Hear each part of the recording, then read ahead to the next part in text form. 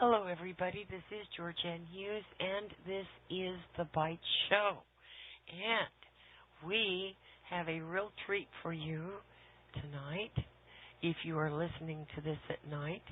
And it might get a little scary for some people, but we're blessed to have with us Olaf Hage.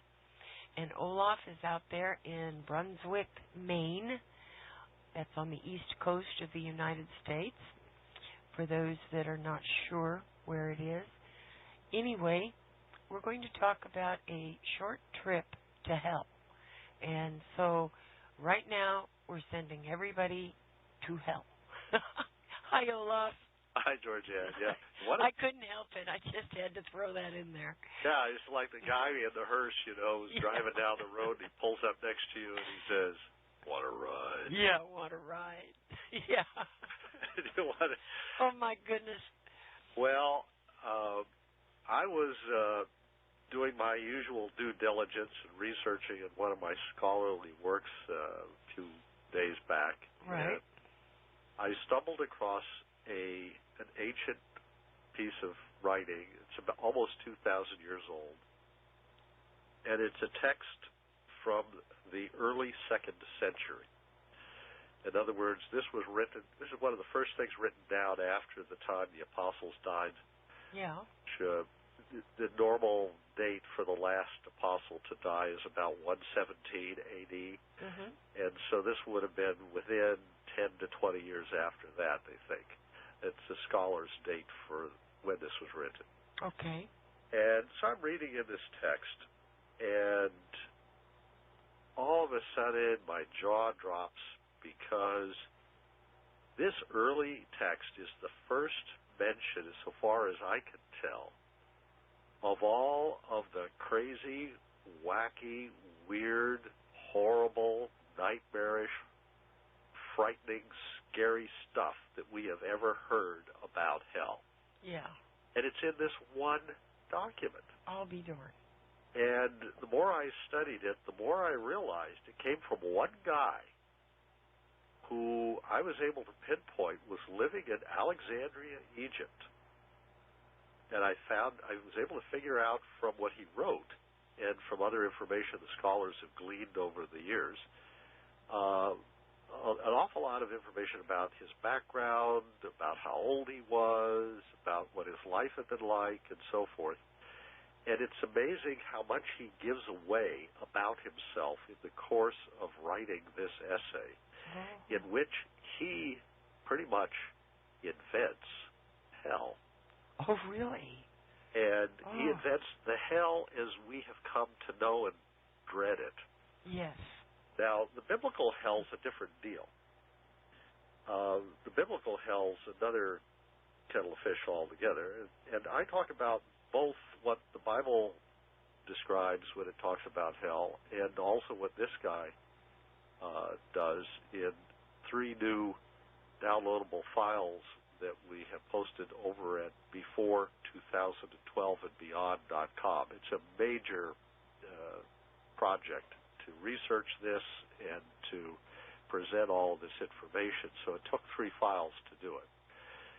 And it's the first of a group of things that I'm going to be doing. I've got something coming up on the history of the early church. While I was doing this, I realized that I was also uncovering some interesting information about how the early church came to turn into the church we now have.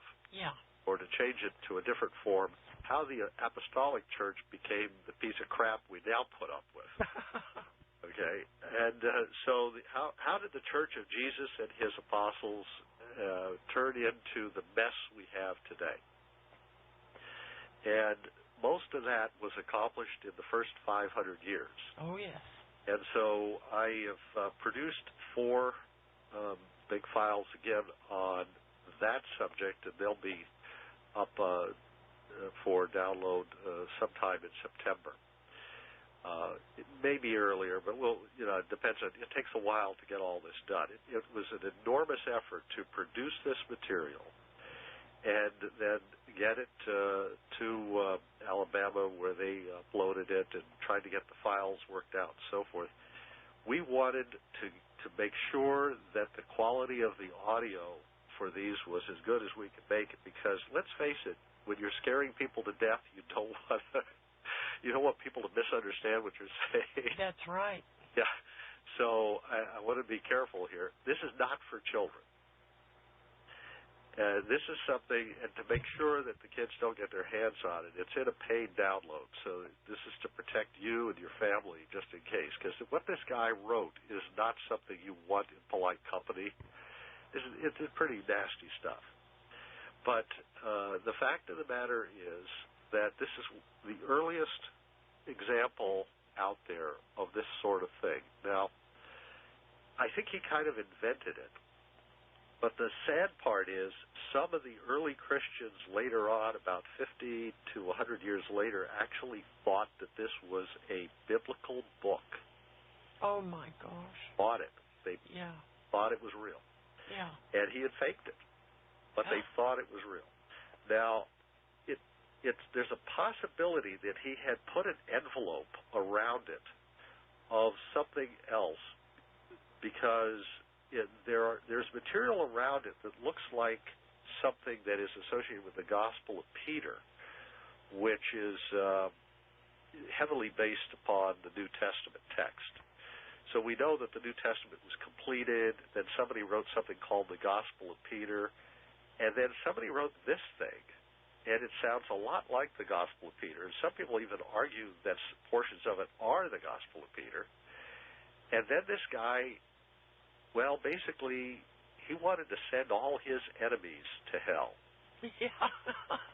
Really angry. That sounds like a lot of Christians throughout time. Absolutely. When you find out what this guy said, and I read big chunks of it in the files. Yes. I paraphrase a few things there because the way it's written, it's sort of, the academics, they have a way of presenting stuff that makes it sound a certain way. And I'm not too fond of that sort of thing. I want ordinary people to understand what they're talking about. Right. So in a few cases, I have to kind of spell it out for you. I can't even explain to you what I'm talking about. It gets raunchy in places. Let's put it that way. Okay. But anyway, this is a real document. This is not something that is in doubt. We've got quotes from it and references to it in the 2nd century. So there's no question about the dating here. This is a very early text. It's clearly post-apostolic because it quotes from the New Testament extensively. So, actually, this is a text that helps to prove that the bulk of the New Testament had to have been completed by, at the very latest, the early 2nd century.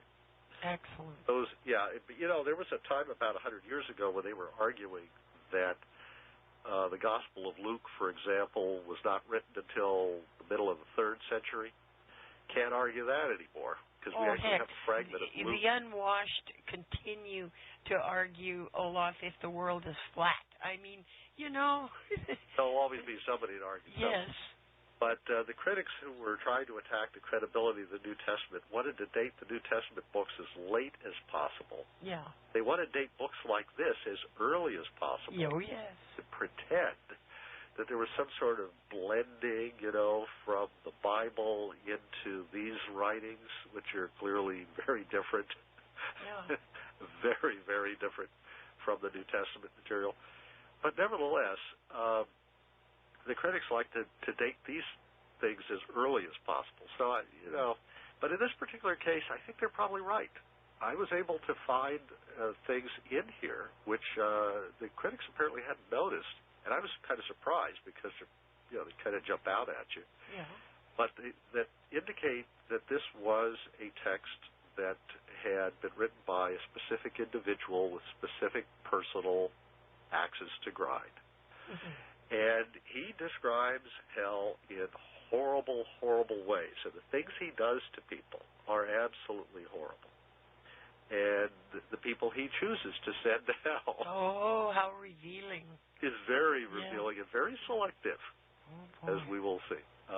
But anyway, that's all in that file, and I go through that in excruciating detail. And like I say, I can't repeat it here. I wish that we could talk about it a little more openly. But it is the kind of thing that does need to be in a kind of a protected place so that kids don't accidentally download it or something. So we can't have it as a free download. But what I can tell you is this. I can't tell you about the idea of hell in the New Testament. And I can take you on a short trip to hell because you don't have to go very far. From where Jesus was crucified, get to hell. Because you notice that the Bible tells us that Jesus, while he was in the tomb, which is right near where he was crucified, that he descended into hell. And he talked to the spirits who were in hell, who had been waiting there since the time that Noah was preaching to them in the days before the flood. According to Peter. And then it tells us also that there was a place called Gehenna, which was associated with hell. And if you were on the top of the Mount of Olives, where I believe Jesus was crucified, we have a file called Crucified Atop Olivet. It's on our first MP3 CD. And actually, there are two files there. It's about 90 minutes altogether. And Gehenna was located within eyeshot of the site of the crucifixion. Or to put it a little differently, while Jesus was hanging there, he could see Gehenna. He could look right at it. And he could see it burning because it was on fire at the time. And then there's a place called the Lake of Fire. Now, he couldn't see that, but the bad thief could. Believe it or not, the bad thief could see the lake of fire from where he was. Because, as it turns out, they're crucified on a tree, a fig tree, in the middle of the road, leading into Jerusalem, right at the summit. And from that tree, if you look to the west, you could see the temple building. And you can see the temple curtain from top to bottom there, because the centurion sees it torn from top to bottom while he's standing at the site of the crucifixion. And it's the only spot where you could see that.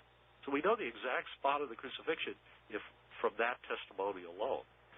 And then from looking back toward the east, you can see the Dead Sea. And guess what, folks? The Dead Sea was on fire at the time. And in the New Testament, we're told that the smoke of Sodom and Gomorrah was still rising, still burning at the time. And this is after the crucifixion, so it was still burning. And what that means is that the Dead Sea was still on fire from Sodom and Gomorrah. That was the tradition. It was still burning, and they assumed that it had been burning since the time of Sodom and Gomorrah. And the smoke was still rising up. And, of course, the reason for that is that down below the Dead Sea and all throughout the Great Rift Valley that starts back up in Turkey and goes down through the Sea of Galilee, down through the Jordan River, through the Dead Sea, through the Wadi Arabah, down through the Gulf of Aqaba, down into the Red Sea, and down into East Africa, there's this giant earthquake fault line that is the largest geological fault on the face of the planet, or if you will, in the heart of the planet, like a giant wound in the side of the earth. That gash, right in the middle of it, is the Dead Sea. And that's the lowest point on the surface of the Dead Sea, on the surface of the earth. That when you're floating in one of those resorts in the Dead Sea, that salt water there, when you're floating there, you literally are as low as you can be and still breathe. You can't get any lower. It's the lowest point on the surface of the earth. Now, of course, you dive down to the Pacific Trench off the Marianas near the Philippines, and you could get lower, without being underground, but you'd be underwater. But to be above ground or above water, and where you breathe air, the surface of the Dead Sea is the lowest spot on the planet. And that's because it's a landlocked sea. But every now and then, when the rains would swell and it would overflow, you could actually wash the Dead Sea down through the Wadi Arabah and into the Gulf of Aqaba. And, of course, it's very seismically active. This is a fault line. And the fault line, is such that at times that area lifts up and then it sinks and so forth, so it sort of fluctuates a little bit.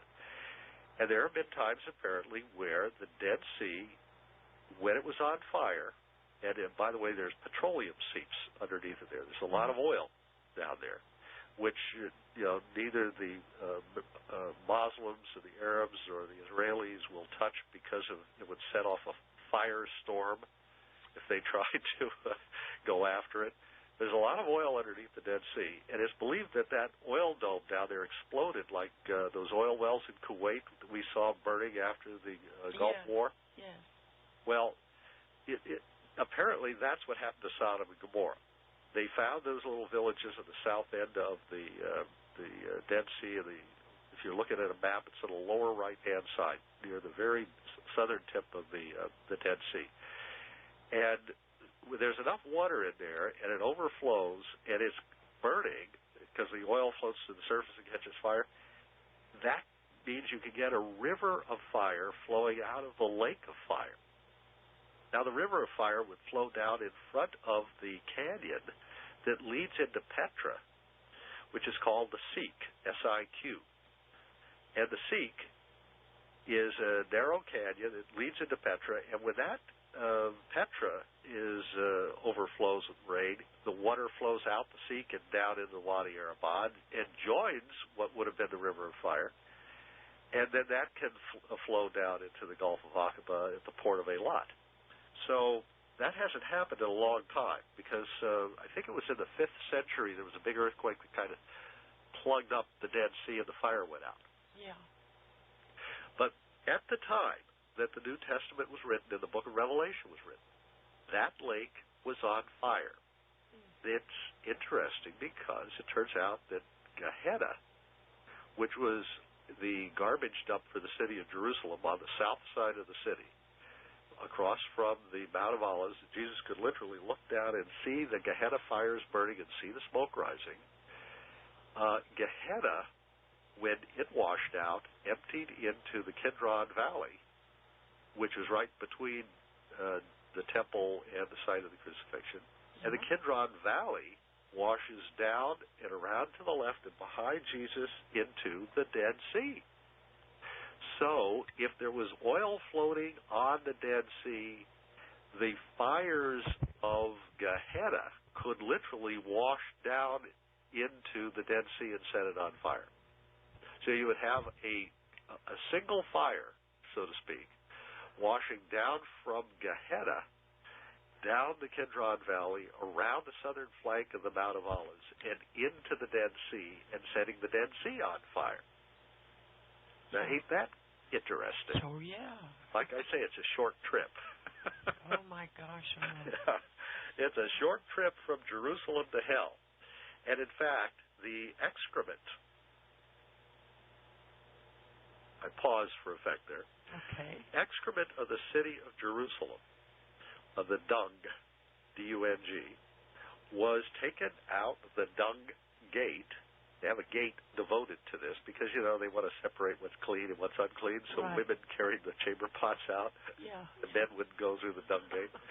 But anyway, they would take the dung, which would be the chamber pots of the people, out through, and other refuse, things they want to throw away. The lamb bones, the chicken bones, whatever. And they take that out the dung gate, and they would dump it off the cliff. So there's a gate, and there's a cliff. And they dump it on the cliff, and it rolls down the cliff into Gehenna, which is a steep canyon, into this little stream that flows south of Jerusalem down into the Kidron. Yeah. And down there would be all the rags of the dyers, the ones who dyed cloth. The henna family dyed things with henna, red dye. Same dye you use in your hair, ladies. And that stuff would roll down the hill. Now, it's burnable. It's organic material, right? It rolls down the hill into this ever-burning garbage dump. And it catches fire. And the fire climbs up the hill toward Jerusalem. You got a picture of this stuff? You're tossing this stuff down the hill, and the fire comes up to meet it. Like it it tastes something that it likes.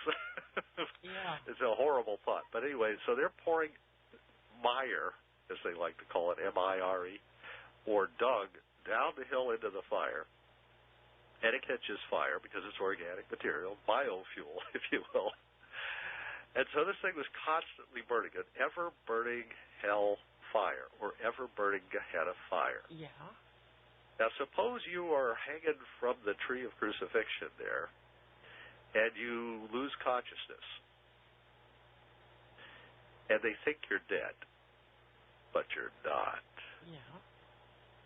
They used to throw the bodies of the executed criminals into this mire, into this dung, burning in Gehenna. But some of them weren't really dead yet. So when they would go down the hill, dumped out of the dung gate, they'd be carried down and dumped off that cliff like the garbage of the city. And they go rolling down the hill through the dung into the fire and suddenly wake up screaming, tossed alive into Gehenna. Doesn't this sound familiar? Mm-hmm. Jesus is talking about if you were tossed alive into Gehenna, what does it profit a man to gain the whole world but suffer the loss of his own soul? When you start thinking about it, the references to hell in the New Testament are references to places that everybody knew about. When you committed a serious crime, a capital offense, and were executed, your fate was to be tossed into Gehenna, and you could very easily lose consciousness, be taken for dead, and tossed alive into hell. But he talks about going down into the pit. Right at the site of the crucifixion, right in front of Jesus, there's a pit. There's a hole. And they put the ashes of the sin offerings in that pit. And it was literally, if Jesus was chewing tobacco, he probably could have spit right in that hole. That's how close it was. And it's right between him and the altar of the red heifer, which was altar of the sin offerings as well. And across the valley was the temple. Now, you came out of the temple, you crossed the bridge, you walk up a few steps, and you're right there at the altar of the red heifer and the altar of the sin offerings. And the ashes of the red heifer were taken, and instead of being put down in the ash pit where the sin offerings went, the altar ashes of the red heifer were taken and mixed with hyssop and so forth and sprinkled toward the Holy of Holies. Very different fate for those ashes. They symbolized, of course, Jesus, who was actually executed at that site.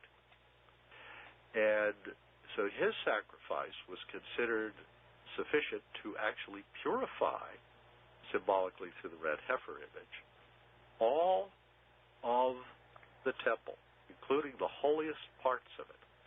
And what they would do is they would have a couple of Levites, a couple of priests actually, take the outer curtain of the temple and pull it back. They wouldn't look inside. They would pull it back so that the high priest, up on the Mount of Olives where Jesus was crucified, could take the ashes of the red heifer and sprinkle them toward the holy place of the temple. And then two other priests on the inside could actually open the door to the Holy of Holies and pull back the curtain there and allow the ashes effectively to go toward the Holy of Holies itself. So this ritual, which was designed so that at that particular location, only the high priest would be able to look through the wall of Jerusalem surrounding the temple area and see the temple curtain all the way to the bottom, and look through that spot and see all the way into the Holy of Holies. Only the high priest standing at that altar could do that. But just behind him is the site of the crucifixion. And if you were hanging where Jesus was located, where the Roman soldier could not reach in because it was sacred ground, Mm-hmm. It's Levitical ground. It's priestly ground. Yeah. He could not reach in and break Jesus's knees so that he couldn't push up to take a breath, you see. And that sacred ground spot where Jesus was located, he could sight also, because he was a little higher than the high priest, symbolism there, a little higher than the high priest, he could look over, as it were, the high priest's head through the opening in the wall to see the temple curtain, to see into the Holy of Holies, to see into the holy place of the temple, and literally perform the ritual, as it were, symbolically with his own flesh. So that location is a very sacred spot. The ashes, however, of the sin offerings, which people would make, I mean, you'd have a lamb, and, and say, well, Lord, I got to tell you, confession here, I met this campaign worker while my wife was fighting cancer, and anyway, here's a lamb. I'm going to kill this lamb, burn it to ashes, and dump its ashes instead of me down this rat hole here. Okay? Well, that hole, that pit there, that seemingly bottomless pit, sound familiar again? Mm-hmm. Which goes down into the Mount of Olives at that spot. It empties out into the Kidron Valley. So that the ashes of that bottomless pit, the refuse from the ever-burning fires of Gehenna, wash together down the Kidron Valley around the southern flank of the Mount of Olives and into the lake of fire, the Dead Sea burning with pitch. And so you see, they all end up in the same place. Yeah. And you'll notice in the book of Revelation where it talks about this idea that that Satan is going to be locked in the pit, the bottomless pit. He's going to be trapped there, and then they're going to let him out, and he's going to tempt the nations, and then he's going to go into the lake of fire. Yeah. You see, in other words, he is put into the bottomless pit there, and symbolically they're saying, well, he should go into the lake of fire, but we're going to hold him. Because as the ash pit goes down, it takes a curve and it levels out before it dumps into the Kidron Valley. Mm-hmm. Some people think it might be an old volcanic shaft. Some people think that it was just used for some sort of drainage. It was actually hollowed out by somebody at some ancient time. They don't know exactly how it got the way it was, but that's the way it is. Okay. Well, you know what the Arabs are using it for now? What? Well, garbage dump, of course. What would you expect? Yeah. See, we think, the ashes of the sacrificial animals. Oh my goodness, it's a sacred place. No, it's a place where the ashes of burned up sinners go. Now, the lamb you sacrificed in your place, for your adulteries or whatever, the lamb was innocent. The lamb didn't do anything. The lamb was an innocent creature, you see. You sacrificed the innocent lamb. You sacrificed the innocent lamb in your place. There's something wrong with that. You know what I mean? Well, of course there is. Why do you think that the first act that Jesus committed the day that he came into the temple, remember the week of his crucifixion, the first thing he did was let the animals go? Absolutely. Okay? And why was he setting the animals free? Because he knew perfectly well they hadn't done anything wrong. Right, and these idiots think that they need to reinstitute animal sacrifice. Oh, my God. Actually, we don't have to reinstitute it. I know that, Olaf. We are already sacrificing animals every day in this country. Yeah. You go to McDonald's and eat some of the sacrificial meat. Gee. The priests ate the meat of the sacrificial animals. Now, what they burned typically was the fat parts and the kidneys and the liver and stuff like that contained certain waste stuff. Well, let's go back to hell. I mean, I've got a question. There's a lot of people out there, Olaf, that have stated, over the past several years that an angel of God has shown them what hell is really like and taken them on a trip to hell. Well, what's that all about? Well, first of all, that would be an angel who's been to hell, right? Right? I mean, it's an angel from hell who's going to take you back to hell because he knows where it is, going to show you what it looks like. Well, an angel of God wouldn't do that, would they? Doesn't sound like it, does it? No. Well, an angel could put you in hell, but he's going to lock you in and leave you there. Oh, gee. Put you in chains. Oh. An angel of God could do that. Yeah. I don't know that angels go down there and live there and work there. No, that comes from this false apocryphal text that I've been talking about. Well, and then look at Dante's Inferno.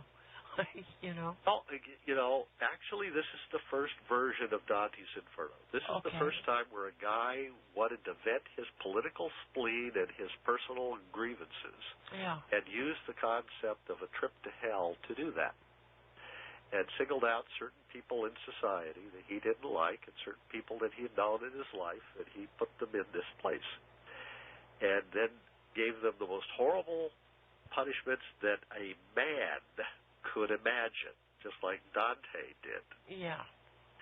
And my point is that this is being done by men, not by God. Okay, God is not willing that anybody should perish, but that all should come to eternal life in Christ Jesus. Okay? God so loved the world that he gave his only begotten Son, that whosoever believeth in him might not perish, but might have everlasting life. Right. God has consigned all men to disobedience. Women get off free, of course. God has consigned all men to disobedience that he might have mercy upon all. If you read the New Testament, which apparently none of these people get visited by angels have ever done, you would discover that the discussions of hell there and the discussions of what happens to human beings and what God's intent are for us are very different. Yes. And Jesus is talking about, now, you don't want to go into Gehenna. Right. You don't want to be condemned. You don't want to end up in the lake of fire. Well, who do they say ends up in the lake of fire? The only people who are mentioned as going to the lake of fire are Satan and maybe his angels, you see, and the beast, the false prophet, or as I like to call her, the false prophetess, and there's somebody called Death. Yeah. It's up in the lake of fire. Mm-hmm. Now, they're specifically named. Now, anybody else, it's if you were not found written in the Lamb's Book of Life. And what does that mean? Well, I don't know. I haven't actually seen the book. I haven't seen all the names, so I can't tell you who's in there and who isn't in there, but I can tell you this. If it was God's will that no one perish, right, and that all come to salvation and so forth, then he must have some sort of plan. Because if that's his will, I can't imagine that anybody's going to thwart it. Right. But you can thwart it. There is something you can do. Okay? Because God has, he's got a plan, but he's given you free will. And there is something... I think he gives us free choice, not free will. There's a difference. Big difference. But you exercise free will by having a choice. Or you have a choice because you have free will. Or, I don't know, there's a chicken or an egg in here somewhere. I don't want to fry it at the moment. But although we are in the right place to fry something, aren't we? You're not kidding. Now look around here. Do you see all these people suffering? Oh, look at this. Anyway, but the idea is that there is a limit, apparently, to what God will prevent you from doing to yourself. Yeah. And obviously, he allows us to do really dumb things. He allowed Bill Clinton to fall for Monica Lewinsky. He didn't have to do that. God gave him the option, of saying, why don't you take these papers down the hall and copy them instead of some of the other things he asked her to do? Yeah. But, we have free will. We make choices. we also have other choices. We can choose whether or not to accept Jesus as our Savior. We can decide that I'll go it alone. I'm a pretty righteous guy. I gave a tenth of all of my goods to the poor, and I've kept the law from my youth. And but there's still something you lack. Give all your money away and come follow me. Yeah. Oh, that's really hard, Lord. I don't think I can do that. You see? And there's always something. So there are limitations. Mm-hmm. And what God will do for us up to a point is, it's sort of like you're in the water with the sharks. Yeah. And God's got this life preserver attached to a rope, which is attached to the ship, and He'll haul you in, and He tosses it out to you, and the life raft is named, or the life preserver is named Jesus. And some people don't want to grab it. Right. Okay. Well, what about those people who think that, they've been taught from youth that Jesus is not the Messiah, that He's a false Messiah, or maybe that He never existed, or that the pagans made Him up, or, all these different theories you've heard, that there really was no guy named Jesus, or whatever it is. Or maybe they were born before Jesus came along, or maybe they lived in some place in China or whatever. They never heard the story. Okay. Yeah. What about those people? Well, we're told that there are two resurrections. And we're told that there is this first resurrection, and those who are already in Christ at His coming get raised at that resurrection. So the guys who've already accepted Jesus are raised from the dead at that point. Now, the people who've already died who are not Christ's at His coming, those people, that other group, those are the people who are in the second resurrection. And then it says the books are opened, and they read to see who's in the Lamb's Book of Life. And I'm thinking, wait a second. That means that there are people in the second resurrection who are in the Lamb's Book of Life? Or there are people who are going to make it in that group? What did they do? No. What did God do? Good Paul says it's not of ourselves that no man may boast. It is a free gift. Right, Olaf. Well, if it's a free gift and nobody can boast, this is the work of God, that you believe in Him whom He has sent, John 6.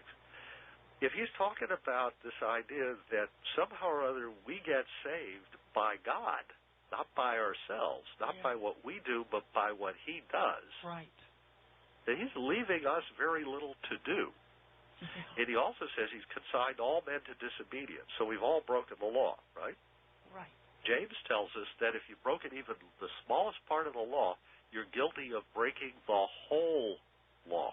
Yeah, so who wants to be under the law? But you see the point here. We are all guilty of the whole law. Right. All worthy of Gehenna fire. We're all worthy of being stoned to death by the Levites, hauled down, dumped out the dung gate, and tossed alive into Gehenna. Oh, gee. See the point there? Yeah. But, thanks be to God, He has been merciful. Okay?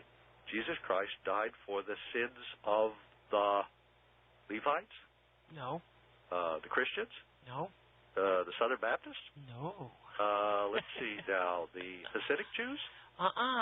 The Shiite Muslims? No way. The members of the Communist Party USA? Let me see here. People who live in Altoona, Pennsylvania? Oh, my goodness. Okay. No, for the sins of the whole world. That's right. Whole world. Past, present, and future. Last time I checked, that includes everybody. Yep. So He didn't die just for somebody. He died for everybody. And you know something, Olaf? Something that kind of makes you a little nauseous is that includes George Bush. It includes Adolf Hitler. Yeah, exactly. It includes Genghis Khan. Yeah. I'm sorry, Genghis Khan. It includes, anybody you could think of. Mm-hmm. It includes Bob Dylan, before and after he decided to become a Christian. Yeah. It includes gay people. It includes straight people. It includes crooked people. It includes fat and tall people and short people. I'm not so sure about Bigfoot. We have to wait the DNA test. But but it includes everybody. Yeah. God is not a respecter of persons. Right. So Christ died for everybody. However, in the book of Hebrews, it says that if you knowingly sin, consciously, deliberately sin, after having received salvation, right, then there remains no more a covering for sin. In other words, you can really screw up royally. You can commit the unpardonable sin.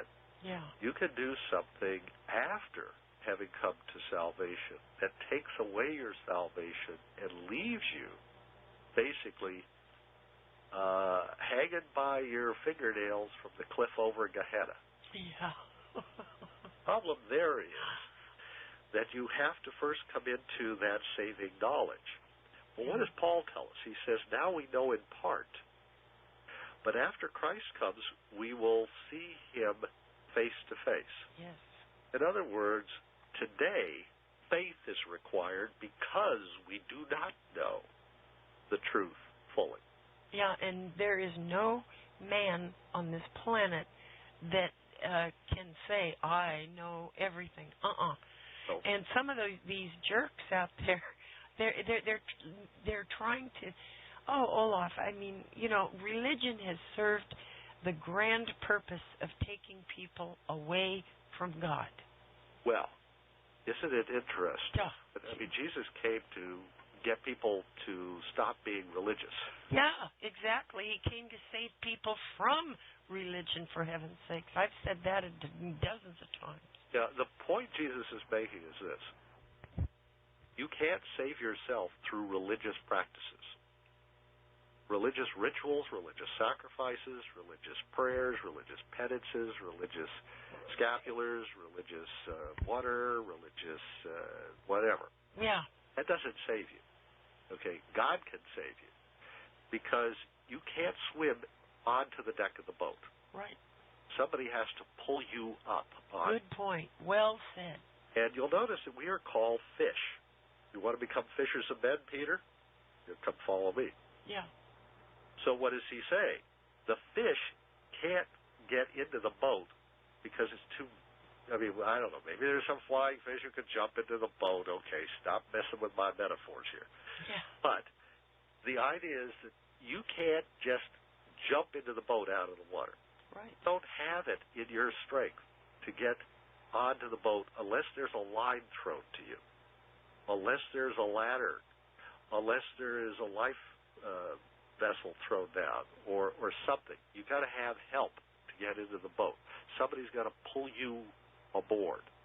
Somebody's got to throw a net out and catch you and bring you up on board that boat.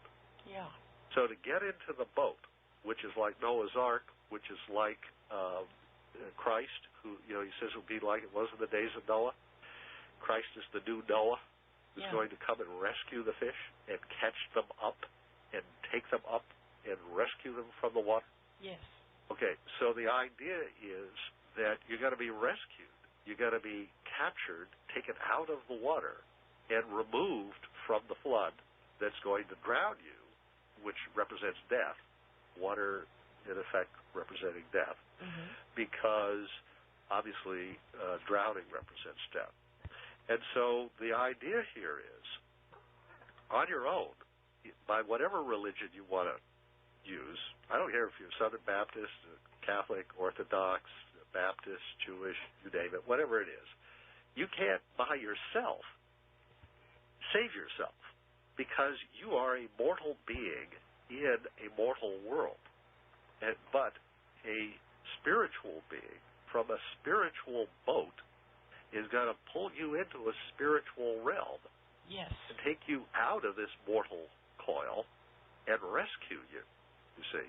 And you can't do that without having that spiritual rescue rope thrown to you. And this is the point that Jesus was trying to make, and which, unfortunately, after the apostles made it, as I documented in my series on this called How the Church Was Lost, which we'll be offering by September at least. We're going to show people exactly, chapter and verse, how this happened, how the church went from a church that understood the gospel to one that had apparently totally forgotten the gospel and had totally forgotten what it was that the apostles were all about. They forgot the spiritual message that Christ brought, and they descended into a church teaching false doctrines and honoring the wrong days and pagan feast days, and got into all of that mess.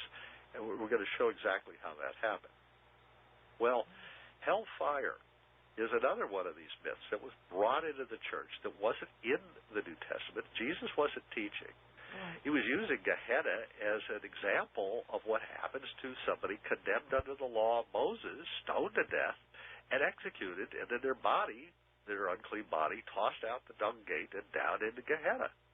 And he was, and this pit, this bottomless pit, was the ash pit where the sacrifices of the sin offerings went, and they were both washed into the lake of fire, where Sodom and Gomorrah suffered eternal punishment, and their smoke is still going up to this day, Jude says. So the ideas that they were talking about were very practical, geographically observable places, things that these guys understood in a very simple, straightforward way. Okay? Now, is there a spiritual layer beyond this? Yes, of course there is. But what kind of spiritual layer would we be talking about? If you're going to raise somebody from the dead, and according to the Bible, you're dead all over, just like Rover, and then he raise you from the dead, and suddenly you've got sinews back on your bones again, and muscles and skin, and you're whole again for the judgment. Well, that's interesting. If you've been raised from the dead, then when you are burned up, you can't just be spiritually burned up, because that leaves the sinful flesh behind. That's not the way it works. It's the other way around. The Bible uses the metaphor of gold, refining gold is melting it in the fire, the refiner's fire they talk about, and you're melting away anything that isn't gold. And it floats to the surface or something. I don't know. I haven't been a gold refiner, so don't test me on the details of how they did it. But the idea was gold is spirit. It's a metaphor for spirit in these biblical passages where they talk about this idea. And you're refining away all this other stuff that's not spirit, that's not righteous, that's not good, that isn't suitable to return to God who gave it. Right. So you burn all that away, and you get rid of all of that. And what's left is the spiritual stuff with the whatever righteousness that Christ had imparted to it, and that's what's left. So this refining process is one of purification. Sound familiar? That's another biblical metaphor. This idea that you're washing away dirt from a body. You're refining away impurities from gold. Yeah. Okay? These are all ideas of purifying something and boiling it down, getting back to the essential spiritual essence of that thing, which has been contaminated with the works of the flesh. So Jude tells us, he says, don't rush to touch these guys who are sinners and you bring them into the church. Be careful when you touch even their clothing, because it can be contaminated with the uncleanness of their flesh. What's he talking about? Is he talking about getting your hands dirty by touching some street person? No. What he's saying to you is that spiritual uncleanness can be contaminated to you via the flesh body of the person who is the sinner. In other words, when you lay hands on somebody to give them the gift of the Holy Spirit, you first want to clean out, exorcise, remove, purify the unclean spiritual contamination of that person before you put the Holy Spirit into that person through the laying on of hands. This is what they're talking about. This is the spiritual apostolic church. It's a different kind of church than we got today. Boy, you're not kidding. Anybody today, they beat you over the head with the Bible on the street corner and tell you you're going to burn in hell fire forever and ever and be tormented with pitchforks. Yeah. I don't think so. I don't think so.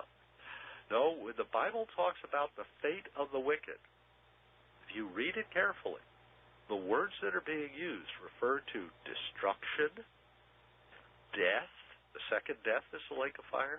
Not the second eternal life in hellfire. The second death is the lake of fire. The first death was when you're tossed into Gehenna.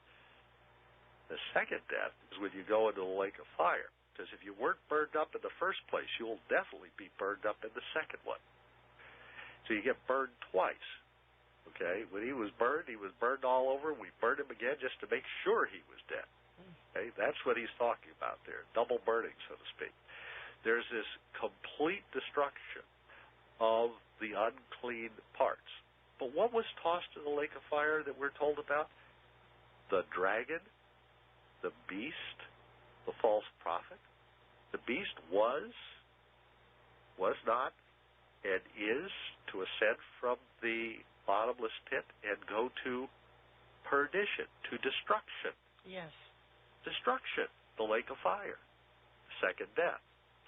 The Satan and his angels, spirit beings, tossed into this lake for destruction, not for eternal life, for destruction. Okay?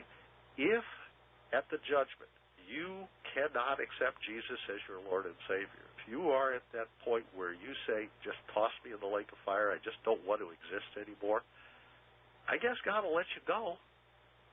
Yeah, I mean, there's probably going to be a diving board or something, and you can just kind of walk off and dive in. You do your 3-gaiter, somersault, get you. Yeah.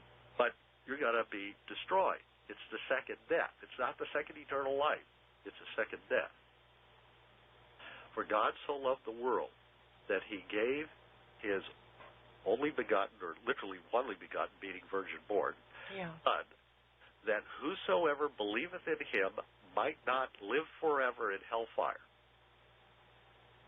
Oh, wait a minute. I'm sorry, I misread that. Might not perish. Not perish. And the word there in the Greek means literally be destroyed. Yeah. Okay? There's a guy called Apollyon in the book of Revelation. The angel over the abyss is called destruction, not preservation, not eternal life. He is called destruction, okay? And his name comes from the same root word as in the word perish there in John 3:16. Destruction. Yeah. Okay?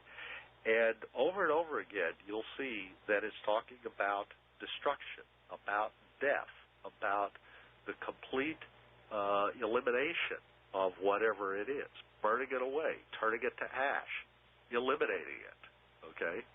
It's not talking about preserving it forever in hellfire so that you can be tormented and tortured forever and ever and ever. That's right, because that would be out of God's character. Yeah. To torture people forever and ever and ever.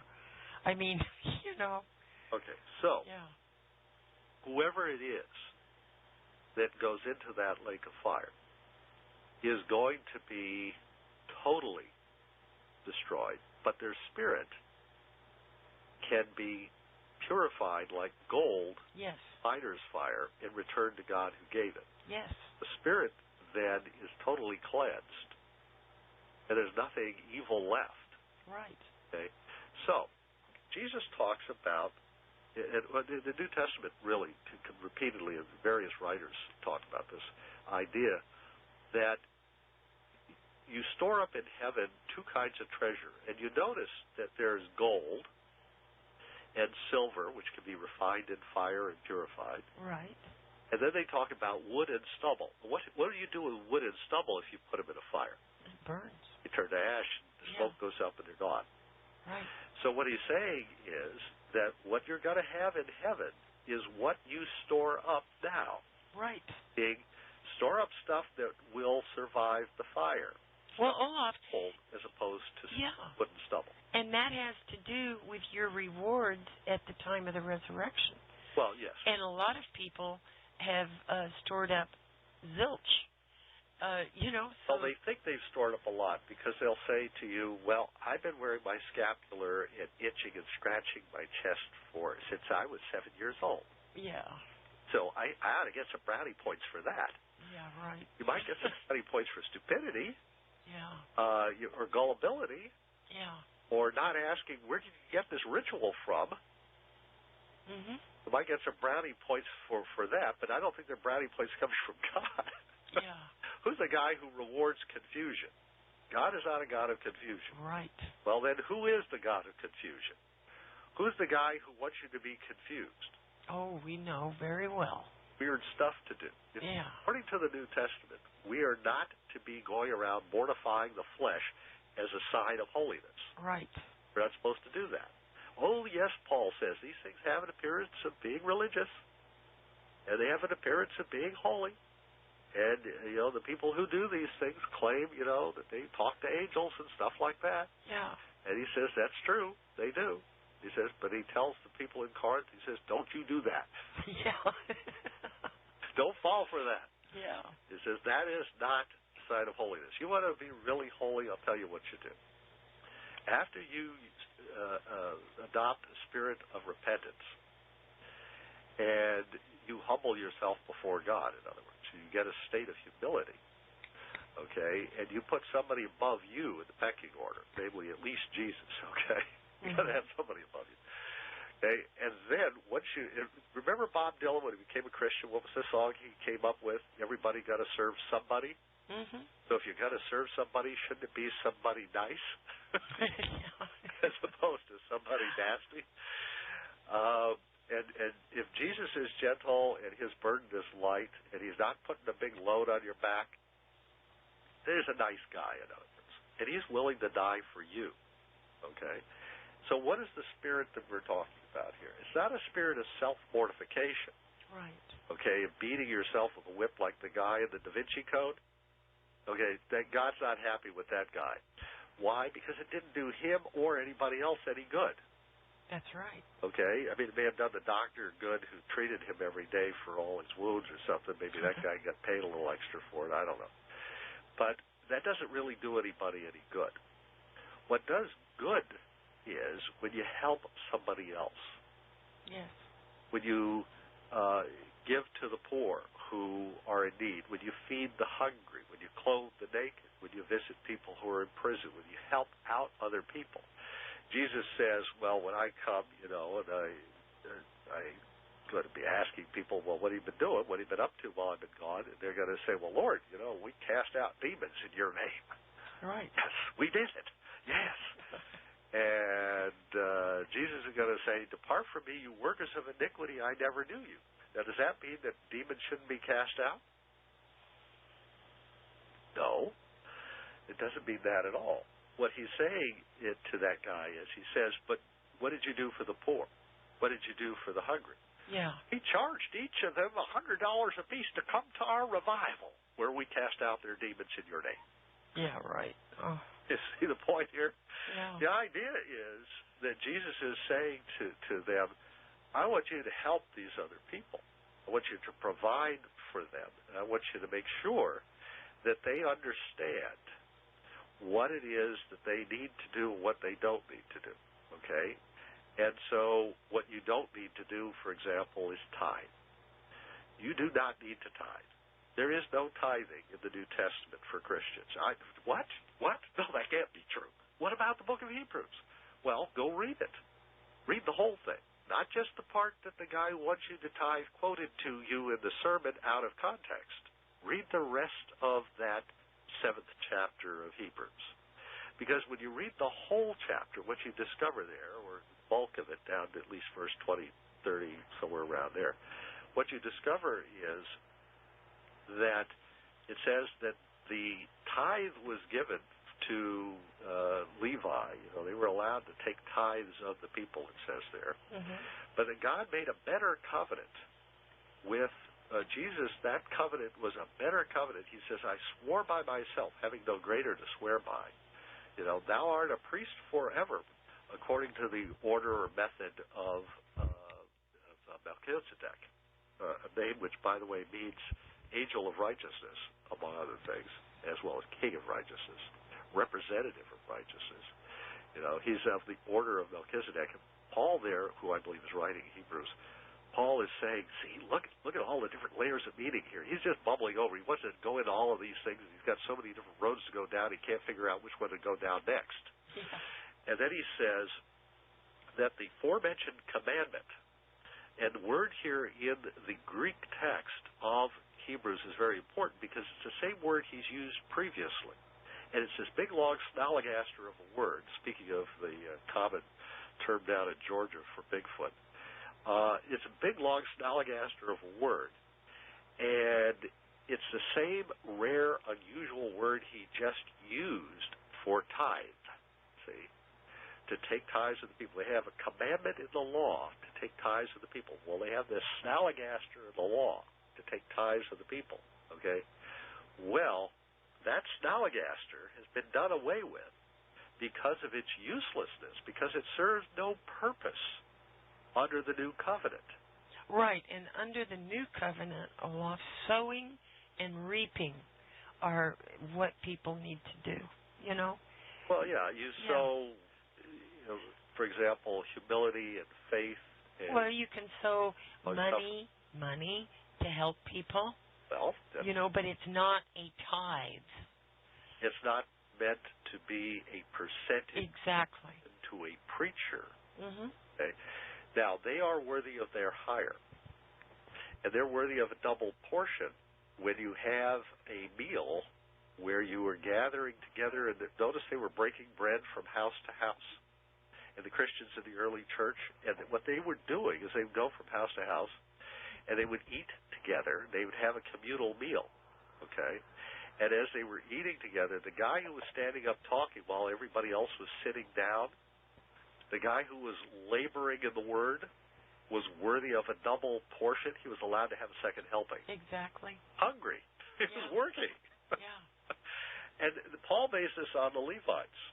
Because if you went back to the Levites and the priests, they ate the sacrifices because they were working on the Sabbath, while everybody else was not working, working their butt off on the Sabbath. And so people bring their sin offerings in, and a priest had to go up there to the sin offering altar for them, and all of the stuff that the priests and the Levites were doing on the Sabbath. They were working really hard that day, and they got to rest the rest of the week. Right. Whereas everybody else had the reverse thing. Well, why is that? Because, as it turns out, what the priests and the Levites were doing was representing God. Okay? And you notice what Jesus says, the Father works until now, and so I work. He's working on the Sabbath, healing people, doing good things, hauling that ass out of the pit on the Sabbath. Let me see. That would be hauling John Edwards out of the ash pit at the summit of the Mount of Olives on the Sabbath. But it was the idea here that if you were doing God's work, you could work on the Sabbath. If you were doing God's work, you could eat a double portion. You could eat the sacrificial animal. In fact, if you were doing God's work, if you were a priest or a Levite, you could eat the tithed portions. You could eat the tithes on the Sabbath. You could do all kinds of things. Yeah, and something else.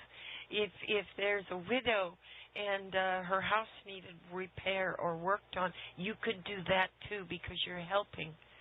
Yes. Yeah. Yeah, you could do that too. You could mow the widow's lawn on the Sabbath. Right. You could take out the widow's garbage on the Sabbath. That's right. Could do all kinds of things on the Sabbath for the widow, okay? Because you are helping out the poor in Christianity. Now, in Judaism, you'll notice in the commandment, the Sabbath commandment, it says this, that on the Sabbath, that you cannot have your servants in your house work on the Sabbath, that you have to give them rest on the Sabbath. Yeah. Now, there's a certain politician who's endorsed a certain politician, and I won't name names, but I think you're going to know who it is when I describe him, who's Jewish, and on the Sabbath, he has Gentiles answer the phone for him. Oh, gee. Oh, my gosh. Sorry there, Joe, you can't do that. That's an infraction, and it's right there in the commandment itself, which you apparently didn't read. So, but apparently some rabbis said, well, we can maybe work our way around this problem. If the Gentile doesn't really know what the commandments are, we can sneak it past him. Yeah, exactly. No, I'm sorry. But you know what? The Gentile, if he's a Christian, will voluntarily answer the phone for Joe on the Sabbath because he's like the widow who needs some help. He takes pity on the poor guy that he doesn't know the law that he's trying to keep. See, the problem is that the Sabbath was made for man, not man for the Sabbath. It was designed to give people an opportunity to rest. Now, the priests and the Levites got to rest 6 days out of 7, so to speak.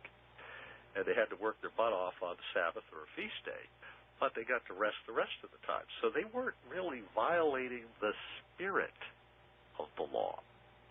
The idea was that you should allow yourself and others an opportunity to rest. You're not supposed to work 7 days out of 7. You're not supposed to be like Las Vegas. You're supposed to take some time off.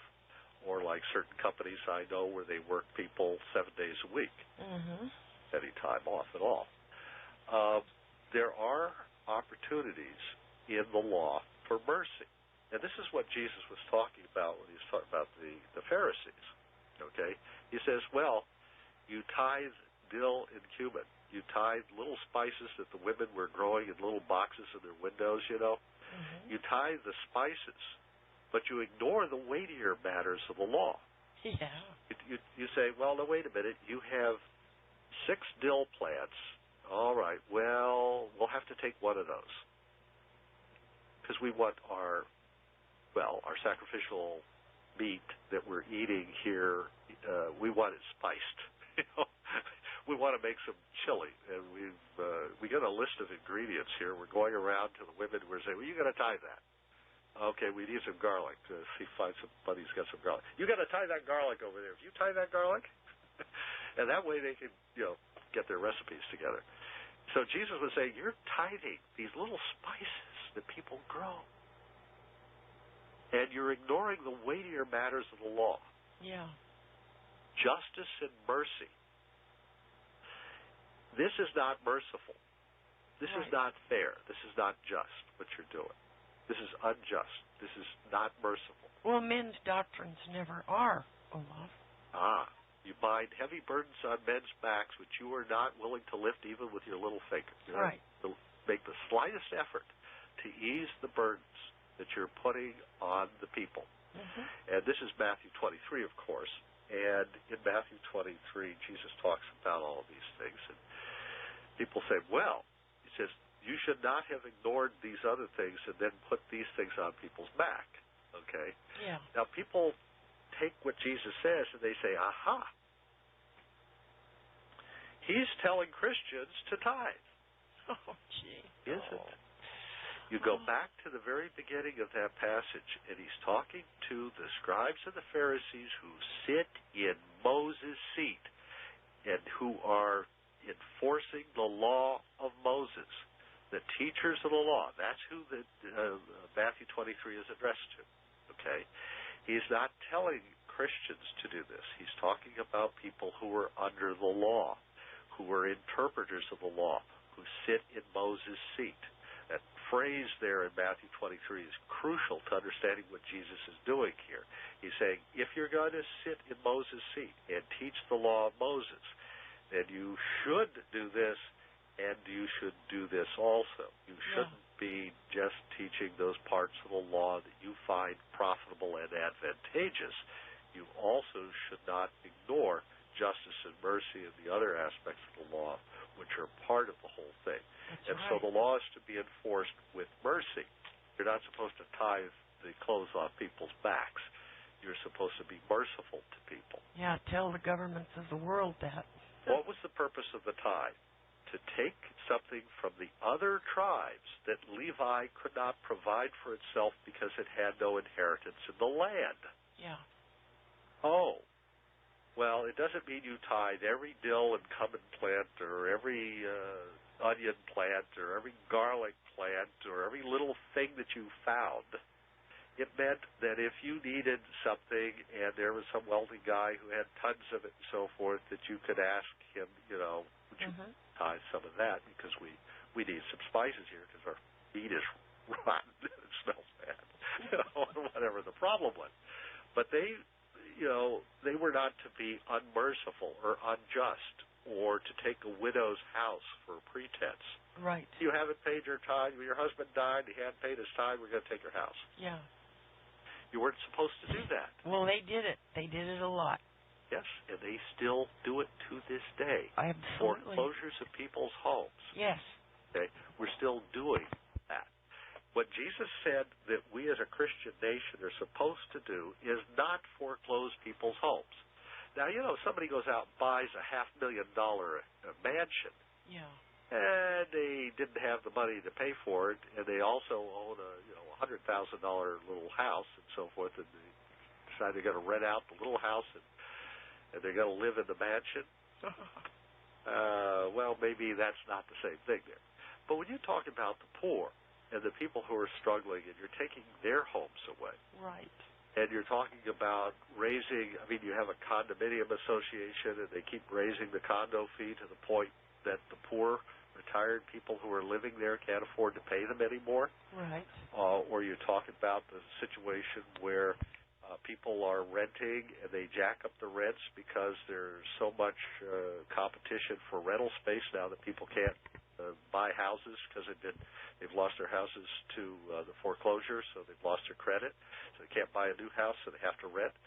So now the landlords are using this as an excuse to raise their rent sky high.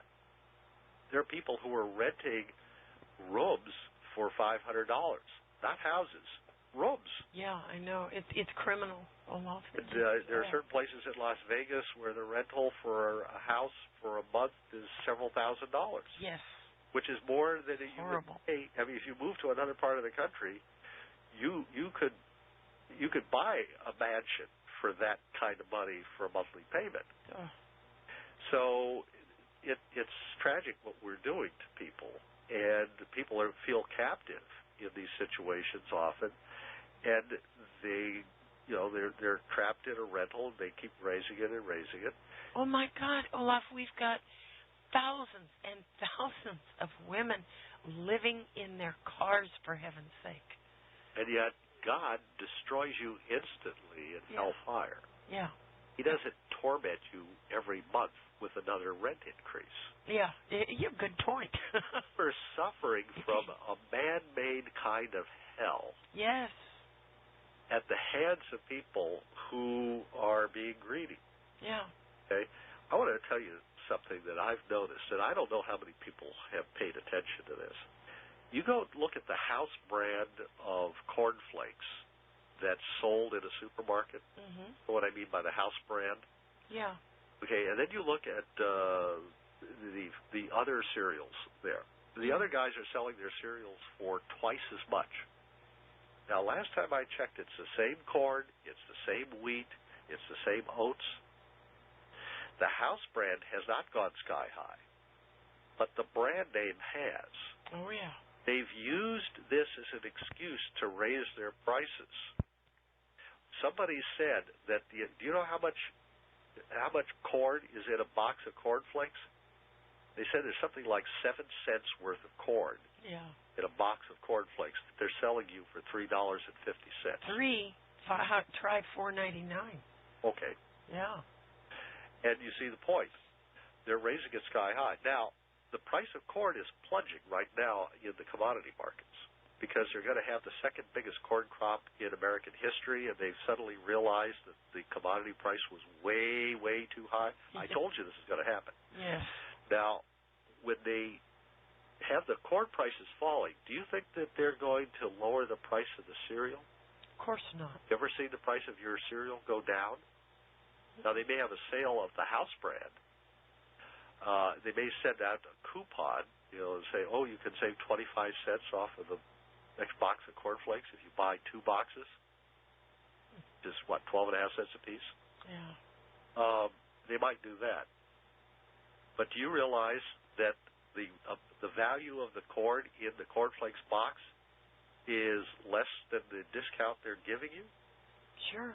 There's something else I want to put out as a warning, that people need to examine the expiration dates on the canned foods they buy in these grocery stores, because some of these little grocery stores are selling out-of-date food. Well, yes, they are, Olaf. I realize that, and I eat that stuff. Yeah. So, people who think I'm wealthy because of all the CDs and stuff would be astonished. Well, I know that you're not wealthy. Neither am I. But I eat that out-of-date stuff, and so far it hasn't killed me. Right. The expiration dates are made extremely strict. Yeah. In order to rule out any possibility of spoilage. And a lot of that stuff goes into the food pantry, the places where they feed the poor and so forth. And they know it's going to go up there. And one of the reasons for this is that, in fact, those guys lobbied to get the expiration dates to be as short as possible so they get a lot of leftover food that would still be good. Yeah. That is in the expired cans and boxes and so on. Olaf, I had a whole bunch of cans explode. Yeah, and I'll tell you what explodes. Tomatoes? Yes, that's what exploded. Yeah, and what does that tell you? It tells you that it wasn't really very clean. Yeah, exactly. There was still bacteria in there. Yeah. And it wasn't cooked enough to kill it. Yeah. And so there's stuff that boiling doesn't kill. Right. And that stuff was in those cans even when it wasn't expired. Yeah. And you ate it. Oh, yeah. But it wasn't expired. Yeah, we'll look at that picture of that tomato on my Now, I don't website. recommend that you keep it for a few years to see what's got contaminated, because that's the stuff that'll explode. Yeah. Okay. But, I know what you mean. It's basically tomatoes and fruit. That's what explodes. Yeah. Now, who picks that stuff? Yes, we know. Okay. And what kind of sanitation are we talking about? Oh, we know.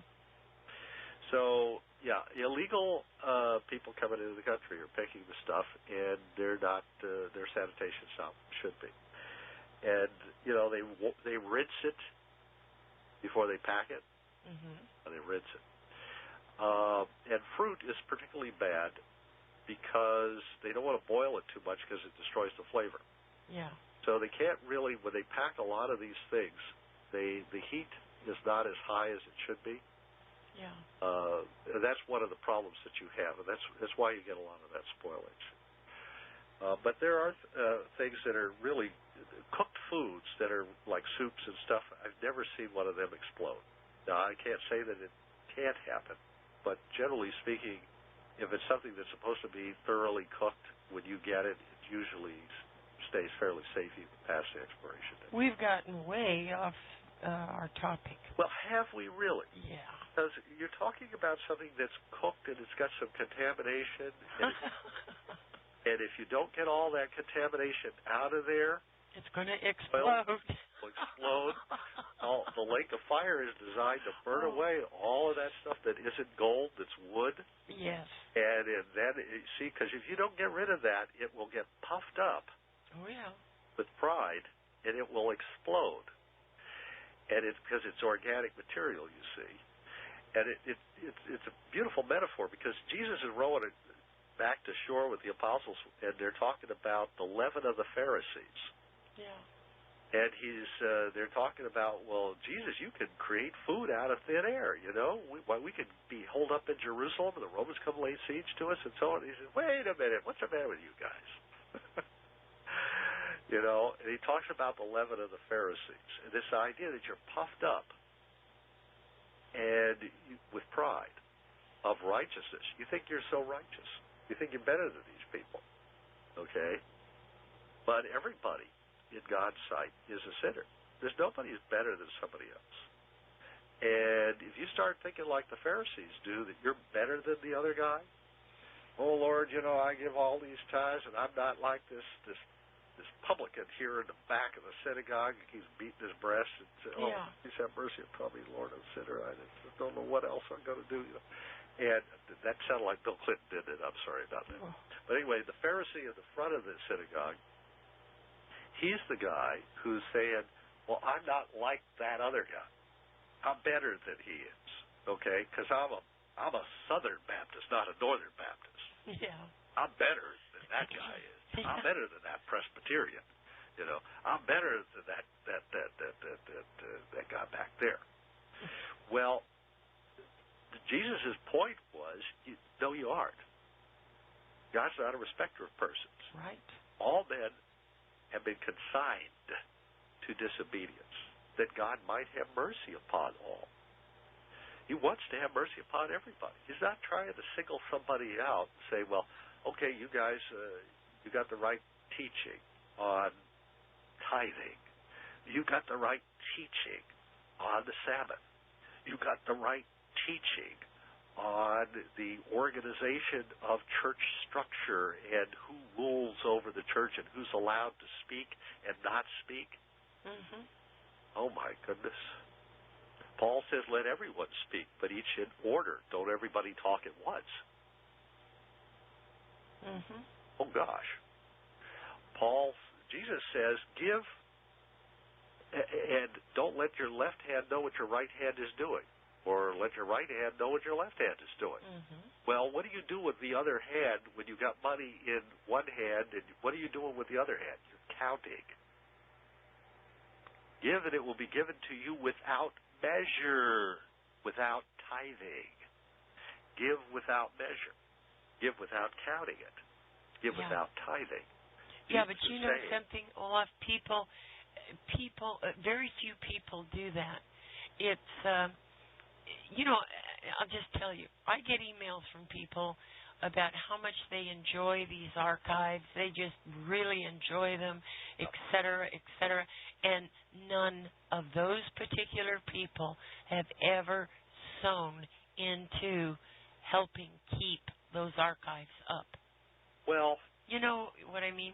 I also know that people know that they know that there's a cost involved. Sure. You have to. And they must think I'm just rolling in money. I know, oh boy, I've got a toilet ready to fall through the floor.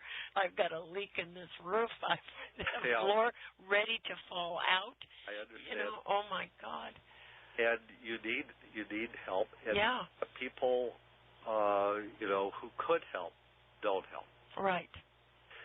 Sometimes they don't realize you need help. Sometimes they're squeezed too, and they need help. They've got leaky roofs, and they've got problems as well. Mm-hmm. Email is free. Yeah. And you can email somebody, and you can at least encourage them and tell them at least, that they like what you're doing and they appreciate it. Yeah. That's good. For every 1,000 people that come to a website, and see all the hard work that went into it, not one in 1,000 will actually purchase something off the website. Sure. Or contribute, if it's a site like yours. Very few people will do that, Mm-hmm. All of them could afford a computer and an ISP service each month. Yeah.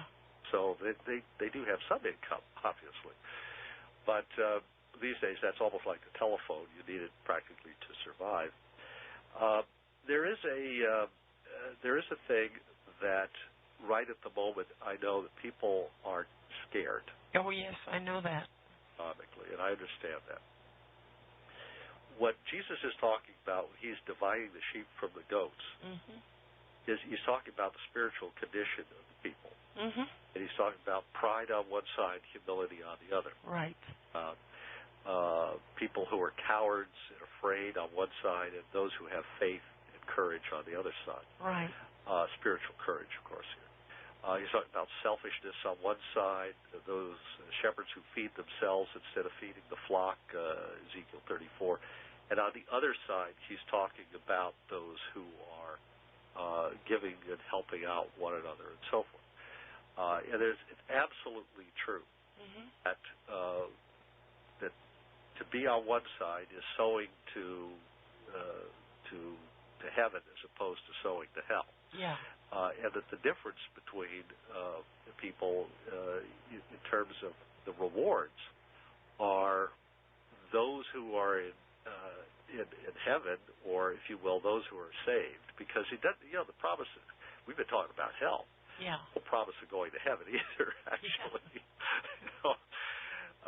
He's talking about being resurrected and living in Jerusalem, and that, which is great. But I haven't heard anything there in the New Jerusalem and so forth, which comes down out of heaven from God to the earth. Okay, he's not talking about us going up to heaven to live there. He's talking about the idea that he's going to bring something down to the earth, and he's talking about us being raised from the dead, the reward of the saints. Yeah. And a lot of people have this idea, yeah, but when you die, you go to heaven and you become a god. Wait a minute, I'm sorry, that's Plato. I got confused for a second there. Yeah. People forget that some of these ideas that are in the church are pagan ideas. That's They're not right. biblical ideas. That's right. That is not the promise to the saved. The promise to the saved is not that you go to heaven and become a God or son of God or daughter of God.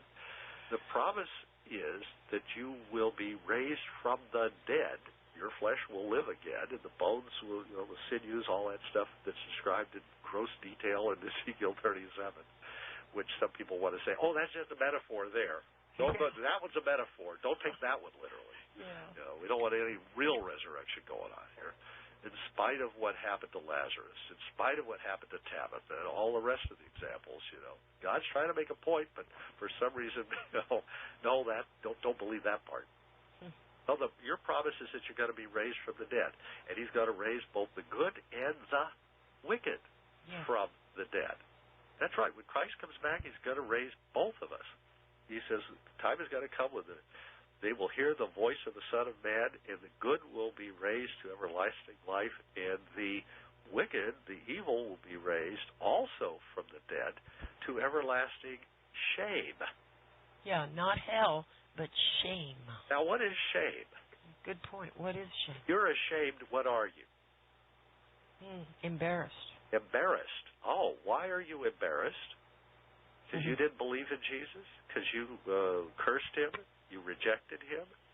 And then He raised you from the dead and you said, uh-oh.